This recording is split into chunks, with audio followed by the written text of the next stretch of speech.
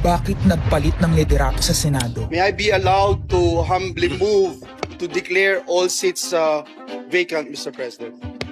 With 13 affirmative votes, 10 negative votes, and 1 abstention, the positions in all the positions in the Senate is hereby declared vacant. Bakit ito nilusog?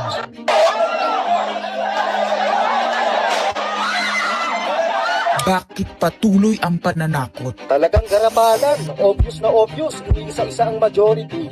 Bakit may panggigipit? Pinakakasuhan ng Ombudsman si Senator Rodante Marcoleta ng plunder at indirect bribery. Bakit may pambabaluktot ng kwento? Nililito nila ang publiko. Ang kainan ay naganap alas 4 ng hapon. Ang barilan alas 7. Nagmamalaki nilang may nangangamusta. Si Camille Villar ang unang nag-update. Saka sila nag-reply. Last convo, 4 p.m. Next chat, 10 p.m. Bakit may demolition job? Bakit may pait? Bakit hindi matanggap? Napakaraming bakit. At narito ang mga sagot. Pero bago ang katotohanan, wasakin muna natin ang kasinungalingan. I, Alan Peter Shram Cayetano, having been elected to the position of Senate President, Hindi nagpalit ng liderato para sa impeachment. Hindi totoo ang pinapakalat ng mga nabulaga. Ito this time, medyo nagkabulagan. Ang impeachment ay labanan ng numero. Hindi ang mga Duterte aligned ang dapat mangamba, kundi ang mga sa umpisa pa lang ay may hatol na. Ang sinasabi, sir, ng ibang mga kritiko, itong Senate leadership shake-up ay tungkol lang daw sa impeachment. Lahat na i-connect. As I told you, may 12 kami. Si Bato is 13.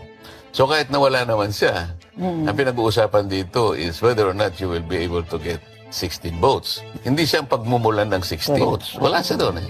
12 kami. Bakit kami magkuku? May 12 na kami kung ang pinag-uusapan lang natin ay impeachment. Actually, 9 lang ang kailangan para ma-dismiss. Yes, 12 kami. So it's more than the required votes. But that's not the point. Ang ano kasi, pinipilit nilang i-connect doon. Kaya ako natatawa. Where is the connection there? Gusto pang ipa-inhibit ang mga tinatawag nilang Duterte-aligned senators. Nananawagan pa ng partial kuno at pagiging patas. Pero sa publiko, may mga pahayag na hindi makakatakas. While VP Sara is in power, the threat of a full-blown Duterte comeback is still a very real and present danger. Bakit ganito ang desperasyon? Bakit hindi maikubli ang gigil? No. Bakit natataranta ang lahat? Mr. Speaker, I move to endorse to the Senate the resolution setting forth the articles of impeachment. Narito ang pagsisiwala. Noong April 22 sa Soler, nagkita si Tito Soto at House Speaker D para pag-usapan kung ano ang papakialaman sa 1987 Constitution habang nakaupo si Bongbong Marcos. Kasama ni House Speaker D ay si South Cotabato Congressman Ferdinand Hernandez. Kasama ni Soto ay ang dating Senate Secretary na si Mark Mendoza.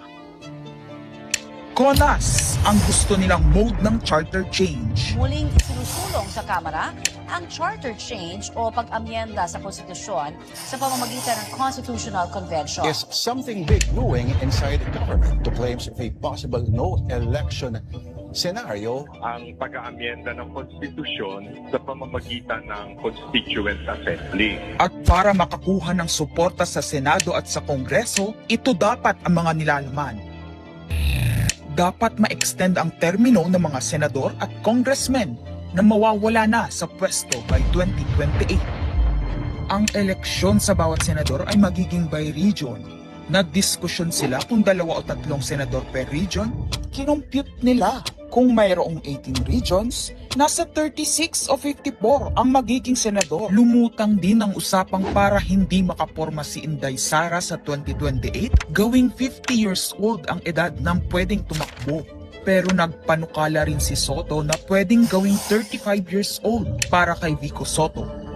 Dahil ipagmamayabang niyang kayang talunin nito si Inday Sara. Meron ako idadagdag maganda, Vicky. Ibaba natin ang edad ng presidente to 35. Magagaling ng bata ngayon eh. Magagaling eh. Ibigay na natin sa mga kabataan na patakbo nitong bansa. Baka puro matino pa mailagay natin. Baka sabihin nila, Senator Soto, this is to siguro allow your nephew, ho ba, si Vico, na tumakbo. Sabi ko na Maging mag-iisip qualify. sila ng ganun eh. Sabi ko na mag-iisip sila ng ganun. Hindi ko naisip si Vico ron eh. Ang impormasyong ito ay mula mismo sa kasama sa meeting. Kasama din nila ay isang congressman, isang gobernador, isang retired military officer, isang dating may mataas na katungkulan, at 5 mula sa private at business sector. Kaya ba binaliwala ang panawagan ng taong bayan? Kaya ba binaliwala ang paalala ng Iglesia ni Cristo? Hindi po nagbabago ang bilin ng Iglesia ni Cristo, Nelson, na ang Iglesia ni Cristo po ay tutol sa impeachment. Kaya ba nagtatapang-tapangan ang mga umaastang bida sa ginagawa nilang tunay na drama? Kaya ba nila sinasabing hindi sila natatakot sa eleksyon ay dahil alam nilang walang eleksyon na magaganap? Hindi po kami natatakot sa susunod na eleksyon. At ang boto sa impeachment ay refleksyon ng boto sa pagsira sa 1987 Constitution. Pabor ang karamihan sa mga pagbabago sa saligang batas, lalo na sa usaping ekonomiya. Ngunit kung papakialaman ng iilan ang konstitusyon para maghari-harian at para sa pansariling kapakinabangan, makapwesto ng matagal o mailuklok ang kamag-anak, humanda kayo sa galit ng bayan. Ang pagpapalit ng liderato sa Senado ay hindi kakaiba. Ito ay nakabase sa prioridad at gusto ng mga senador. Bumabahana ng ebidensya laban kina Bongbong Marcos, Liza Marcos, Sandro Marcos at Marvin Romualdez. Kailangan ng may bayag sa Blue Ribbon Committee. Ipinangako na sa mga korap na mambabatas ang perang malilikom sa 2027. 2028 national budget. Dapat pigilan. 2028, alam natin, that's the election budget. And it was assured to the congressman, this will also be the CONAS budget. Nagiging isa ng malaking sindikato ang pamahalaan. Sinusuportahan ito ng mga dating kalaban, mga tinulungang manalo noong nakaraang eleksyon, mga may galit sa nagdaang administrasyon.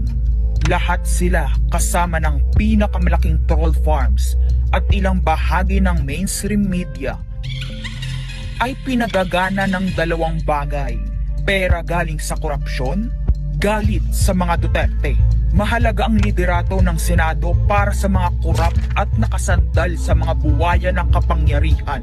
Ngunit mas mahalaga ito sa mga naninindigan na ang Senado ay bantayog ng konstitusyon na hindi dapat tinatakot, sinusuhulan at iniipit upang maging tau-tauhan. Maaaring hati ngayon ang Senado. Maaaring kanya-kanyang bersyon ng kwento. Wala nang pakialam kung ano ang totoo. Isa itong indikasyon na gumagana ang demokrasya. Kailangan lang maalala ng bawat senador na kahit sila ay may kapangyarihan, hindi dapat nila malimutan magpakatao. Sa kabila ng lahat ng problema, pinakamababang halaga ng piso sa kasaysayan, mataas na bilihin at gasolina, kawalan ng trabaho, halos wala nang makain, nagpapakamatay na mga magsasaka. Ang inuuna ay politika, impeachment at kung ano-anong propaganda para mabalik ang kontrol sa Senado ng mga nangako na maisakatuparan ang pagpapahaba ng panahon sa kapangyarihan. Kung magde-deny yung mga nandoon sa meeting na yon at pabubulaanan yung aking sinabi, then sasabihin ko kung sino ang nagsiwalat sa amin. Kasi magugulantang ang buong bansa pag siniwalat ko kung sino yung nagsabi sa amin.